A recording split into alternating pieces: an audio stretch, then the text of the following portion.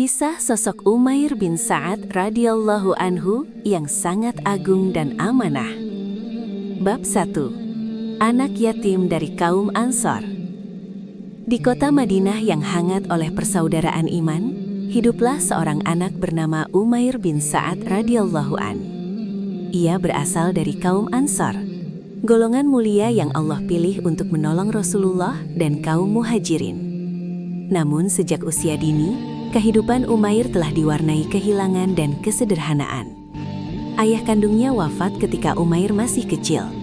Sejak saat itu, ia tumbuh sebagai anak yatim, merasakan pahitnya hidup tanpa pelindung utama. Ibunya kemudian menikah kembali dengan seorang laki-laki dari Ansor. Dari rumah kecil itulah, Umair belajar arti sabar, cukup, dan menerima takdir Allah. Meski tidak hidup dalam kecukupan harta, Umair dikenal sebagai anak yang tenang dan berakhlak lembut. Ia tidak banyak bicara, tetapi perkataannya selalu jujur. Ia tidak menuntut lebih dari apa yang ada di tangannya. Kesederhanaan telah menempa jiwanya sejak dini, menjadikannya pribadi yang tidak terpaut pada gemerlap dunia. Lingkungan Madinah saat itu dipenuhi semangat keimanan dan ukhuwah. Kaum Ansor terbiasa berbagi, saling menjaga, dan mendahulukan orang lain. Dalam suasana inilah Umair kecil tumbuh, menyaksikan orang-orang yang mengutamakan Allah dan Rasul-Nya di atas kepentingan pribadi. Nilai-nilai itu meresap pelan namun kuat ke dalam hatinya. Menjadi yatim tidak membuat Umair merasa rendah. Justru dari keadaan itulah Allah menyiapkannya. Hati yang tidak dimanjakan oleh dunia lebih mudah dipenuhi cahaya iman. Kelak, sifat inilah yang menjadikan Umair bin Sa'ad radhiyallahu an seorang lelaki yang kokoh memegang amanah, bahkan ketika diuji dengan kekuasaan.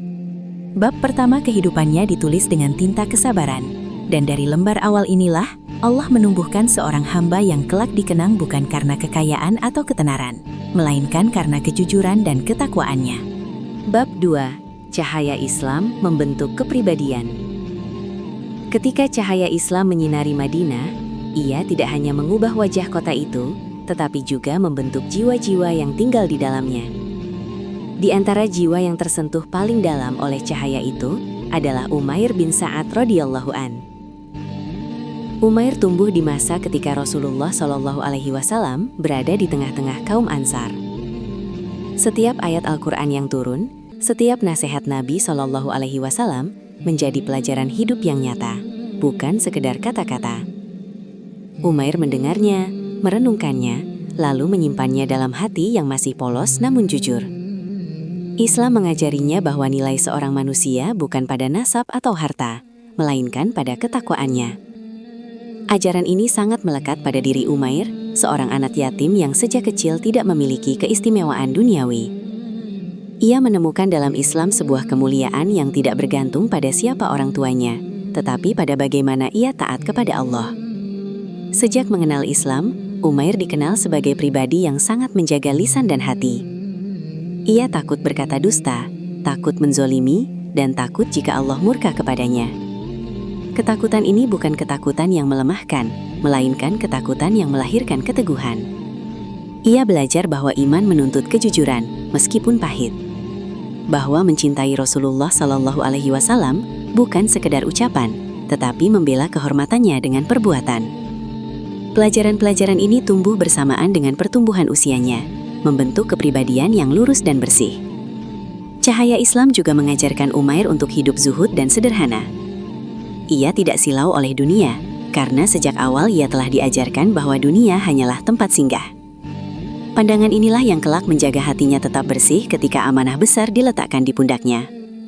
Dengan Islam, Umair bin Sa'ad radhiyallahu an bukan hanya menjadi seorang muslim, tetapi menjadi manusia yang utuh, jujur dalam niat, lurus dalam sikap, dan kuat dalam memegang kebenaran.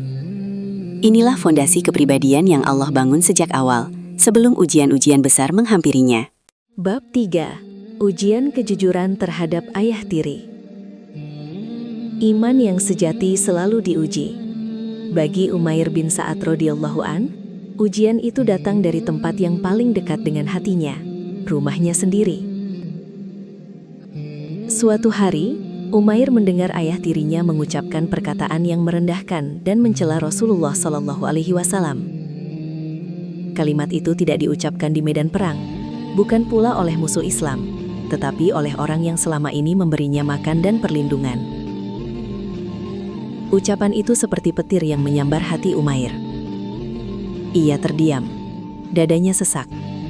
Dalam dirinya terjadi pergulatan yang berat antara bakti kepada orang tua dan kesetiaan kepada Allah dan Rasul-Nya.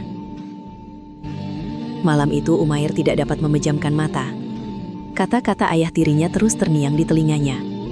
Ia tahu, diam berarti membiarkan kehormatan Rasulullah SAW diinjak-injak. Namun berbicara, berarti menyerahkan orang terdekatnya sendiri kepada hukuman. Dalam keheningan malam, iman berbicara lebih lantang dari rasa takut. Umair berkata dalam hatinya, "Demi Allah, aku tidak akan mengorbankan agamaku karena siapapun." Dengan langkah berat, namun niat yang lurus, Umair mendatangi Rasulullah SAW dan menyampaikan apa yang ia dengar, tanpa melebih-lebihkan dan tanpa mengurangi sedikit pun. Ia tidak datang dengan amarah, tidak pula dengan kebencian, tetapi dengan kejujuran yang penuh tanggung jawab. Rasulullah SAW kemudian memanggil ayah tirinya dan menegakkan hukum sesuai syariat. Keputusan itu bukanlah hasil dendam Umair, melainkan buah dari keberanian iman seorang anak yatim yang lebih memilih ridho Allah daripada kenyamanan pribadi. Peristiwa ini menjadikan Umair bin Sa'ad radhiyallahu an dikenal sebagai pemuda yang tidak berkompromi dengan kebatilan, sekalipun kebatilan itu datang dari orang yang ia cintai. Sejak saat itu, namanya terpatri sebagai sosok yang jujur sampai ke titik pengorbanan. Ujian ini membuktikan satu hal. Kejujuran Umair bukan kejujuran biasa, melainkan kejujuran yang lahir dari iman yang hidup. Iman yang kelak menjadikannya layak memikul amanah besar umat Islam. Bab 4. Dipercaya menjadi gubernur Hims. Waktu berlalu, Islam semakin kokoh dan wilayah kaum muslimin pun meluas. Pada masa Khalifah Umar bin Khattab radhiyallahu anhu, tanggung jawab mengatur negeri-negeri baru membutuhkan sosok yang bukan hanya cerdas, tetapi bersih hatinya. Di tengah banyaknya sahabat yang gagah dan berpengaruh, Umar justru teringat pada satu nama yang jarang disebut orang, Umair bin Sa'ad radhiyallahu anhu. Bagi Umar, Umair bukan terkenal karena kefasihan pidato atau keberanian di medan perang, melainkan karena kejujuran yang tak tergoyahkan. Umar tahu, wilayah tidak akan rusak karena kurangnya orang pintar, tetapi karena pemimpin yang tidak amanah. Maka Umar memanggil Umair bin Sa'ad radhiyallahu anhu dan menunjuknya sebagai gubernur Hims di wilayah Syam. Umair terdiam, wajahnya pucat. Jabatan itu tidak ia dambakan. Ia bahkan gemetar memikirkan beratnya pertanggungjawaban di hadapan Allah. Dengan suara rendah, ia berkata bahwa amanah itu sangat berat baginya. Namun Umar menenangkannya dan berkata dengan tegas bahwa umat membutuhkan orang sepertinya. Sebelum berangkat, Umar memberi pesan, "Wahai Umair, janganlah engkau memukul kaum muslimin hingga merendahkan mereka. Jangan engkau rampas harta mereka. Jadilah pemimpin yang mengajari mereka dengan perbuatan sebelum kata-kata." Umair menjawab dengan penuh ketundukan, "Aku akan taat kepada Allah dan Rasul-Nya. Jika aku menyimpang, luruskanlah aku." Ia berangkat menuju Hims tanpa pengawal, tanpa kemewahan, tanpa harta simpanan. Tidak ada iring-iringan, tidak ada simbol kekuasaan. Yang ia bawa hanyalah takwa, rasa takut kepada Allah, dan tekad untuk berlaku adil. Bagi Umair bin Sa'ad radhiyallahu anhu, jabatan gubernur bukanlah kehormatan, melainkan ujian iman yang paling berat. Namun justru dari sikap inilah terlihat mengapa Umar bin Khattab radhiyallahu anhu mempercayainya, karena orang yang tidak mengejar kekuasaanlah yang paling layak memegangnya.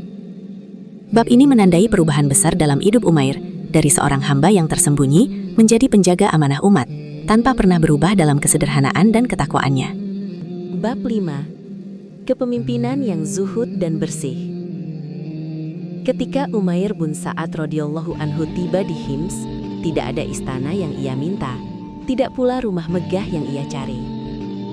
Ia memilih tinggal di tempat sederhana, sebagaimana rakyat kebanyakan. Bagi dirinya, jabatan gubernur bukanlah jalan menuju kemuliaan dunia, melainkan ladang pertanggungjawaban di akhirat. Sehari-hari Umair memimpin dengan kesenyapan dan keteladanan. Ia jarang berpidato panjang, tetapi setiap perbuatannya berbicara. Ia berjalan di pasar, menyapa rakyat, mendengar keluhan mereka tanpa jarak. Tidak ada penjaga yang menghalangi, tidak ada pakaian khusus yang membedakannya dari orang miskin. Harta negara tidak pernah ia anggap miliknya. Ia mengumpulkan zakat dan pemasukan wilayah dengan penuh kehati-hatian, lalu membagikannya tepat kepada yang berhak. Tidak ada yang disimpan, tidak ada yang ditahan. Bahkan untuk dirinya sendiri, ia mengambil sekadar kebutuhan hidup yang paling minimum. Umayyah dikenal sebagai pemimpin yang banyak berpuasa dan menghidupkan malam dengan sholat. Saat orang lain terlelap, ia justru gemetar dalam doa, memohon agar Allah tidak menjerumuskannya ke dalam kezoliman tanpa ia sadari. Ketakutannya bukan kepada manusia, melainkan kepada hisab di hadapan Allah. Rakyat Hims melihat sesuatu yang jarang mereka saksikan. Seorang pemimpin yang tidak silau oleh kuasa, tidak mengumpulkan harta, dan tidak memanfaatkan jabatan untuk keluarganya. Keberadaannya menumbuhkan kepercayaan dan ketenangan.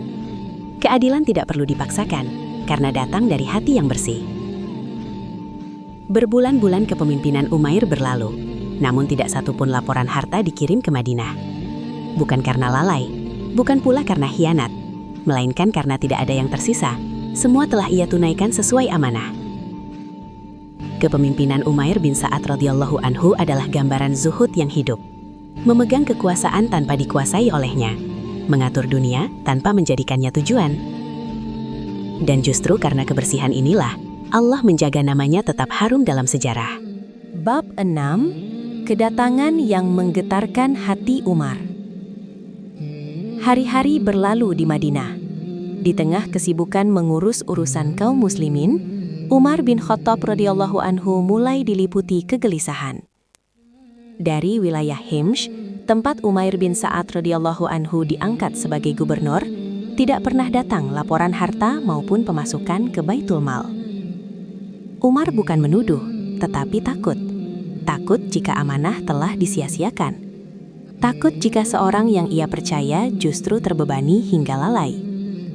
Maka Umar mengutus seseorang untuk memanggil Umair agar datang ke Madinah dan menjelaskan keadaannya. Beberapa waktu kemudian, di gerbang Madinah, tampak seorang lelaki berjalan perlahan. Pakaiannya kasar dan bertambal, wajahnya pucat karena perjalanan jauh. Di pundaknya ia memikul sekarung gandum, bukan peti harta, bukan pula persembahan seorang pejabat. Orang-orang hampir tak mengenalinya. Ketika lelaki itu berdiri di hadapan Umar, barulah tampak jelas. Dialah Umair bin Sa'ad radhiyallahu anhu. Umar terkejut dan bertanya, "Apa yang engkau bawa, wahai Umair?" Dengan suara tenang, Umair menjawab, "Ini adalah makananku. Aku takut menyia-nyiakan waktuku di jalan untuk urusan dunia." Umar menahan air mata. Lalu ia bertanya tentang harta kaum muslimin. Umar berkata, "Aku mengumpulkannya sebagaimana perintahmu, lalu aku membagikannya kepada yang berhak. Tidak tersisa sedikit pun yang patut dibawa ke Madinah." Mendengar itu, Umar bin Khattab radhiyallahu anhu menangis. Tangis seorang khalifah yang menyadari betapa langkahnya amanah seperti ini. Ia memandang Umair. Tubuhnya kurus, pakaiannya rusuh, namun hatinya penuh cahaya kejujuran. Umar berkata dengan suara bergetar, "Semoga Allah merahmatimu, wahai Umair. Seandainya aku memiliki banyak orang sepertimu, niscaya aku akan mempercayakan urusan umat Muhammad kepada mereka." Ia ingin mengembalikan Umair ke jabatannya dengan bekal harta, namun Umair menolak. Baginya, keselamatan iman lebih berharga daripada jabatan apapun. Kedatangan Umair bin Sa'ad radhiyallahu anhu hari itu menggetarkan hati Umar, bukan karena kekuasaan, tetapi ketulusan yang nyaris hilang di dunia. Ia datang tanpa membawa apa-apa, namun pulang meninggalkan pelajaran besar tentang kepemimpinan yang jujur dan takut kepada Allah. Bab 7. Wafat dalam kesederhanaan, hidup dalam keabadian. Setelah pertemuannya dengan Umar bin Khattab radhiyallahu anhu, Umair bin Sa'ad radhiyallahu anhu kembali menjalani hidup sebagaimana sebelumnya. Sederhana, tenang, dan jauh dari hiruk-pikuk dunia. Ia tidak mengejar jabatan, tidak pula merindukan kekuasaan. Yang ia rindukan hanyalah keselamatan ketika menghadap Allah. Hari-harinya diisi dengan ibadah. kerja secukupnya untuk menyambung hidup, dan amal-amal yang tersembunyi dari pandangan manusia. Tidak ada istana, tidak ada harta warisan, bahkan tidak ada peninggalan yang bisa dibanggakan secara duniawi. Namun justru disitulah letak kemuliaannya. Ketika ajal menjemput, Umair bin Sa'ad radhiyallahu anhu wafat dalam keadaan miskin secara harta, tetapi kaya dalam iman dan kejujuran. Tidak ada tangisan karena kehilangan kekayaan, tidak ada perebutan warisan. Yang tersisa hanyalah doa dan rasa hormat dari orang-orang yang mengenalnya. Ia pergi tanpa meninggalkan nama besar di mimbar-mimbar kekuasaan, tetapi namanya hidup di hati orang-orang beriman. Hidupnya menjadi bukti bahwa kemuliaan sejati tidak terletak pada berapa lama seseorang berkuasa, melainkan seberapa bersih ia memegang amanah. Umair bin Sa'ad radhiyallahu anhu mungkin wafat dalam kesunyian, tetapi kisahnya abadi dalam sejarah Islam. Ia mengajarkan bahwa dunia tidak perlu ditinggalkan, cukup tidak dimasukkan ke dalam hati. Jabatan bukan kehormatan, melainkan ujian. Kejujuran adalah warisan terbaik yang bisa ditinggalkan seorang hamba. Allah mengangkat derajat orang-orang yang ikhlas, meski manusia melupakannya. Dan Umair bin Sa'ad radhiyallahu anhu adalah salah satu dari mereka. Hidupnya singkat dan sunyi, tetapi maknanya panjang hingga akhir zaman. Jika Anda ingin, saya bisa menutup kisah ini dengan ringkasan hikmah per bab, atau menyusunnya menjadi naskah ceramah yang menyentuh. Dari kisahnya kita belajar, kejujuran lebih utama dari hubungan darah. Amanah lebih berharga daripada kekuasaan. Kepemimpinan sejati lahir dari takut kepada Allah. Zuhud bukan berarti lemah, tetapi kuat menahan dunia. Masih banyak kisah para nabi dan teladan agung yang penuh hikmah, pelajaran iman, dan nasihat kehidupan yang akan terus menguatkan hati kita di jalan Allah. Jangan lewatkan kisah-kisah berikutnya. Kisah yang bukan hanya untuk didengar, tetapi untuk direnungkan dan diamalkan. Jika kisah ini bermanfaat dan menyentuh hati, jangan lupa untuk like, bagikan agar menjadi amal jariah, tuliskan komentar sebagai bentuk dukungan, dan subscribe agar tidak tertinggal kisah-kisah Islami selanjutnya. Semoga Allah memberkahi kita semua dengan ilmu yang bermanfaat dan hati yang selalu kembali kepadanya. Sampai jumpa di kisah berikutnya.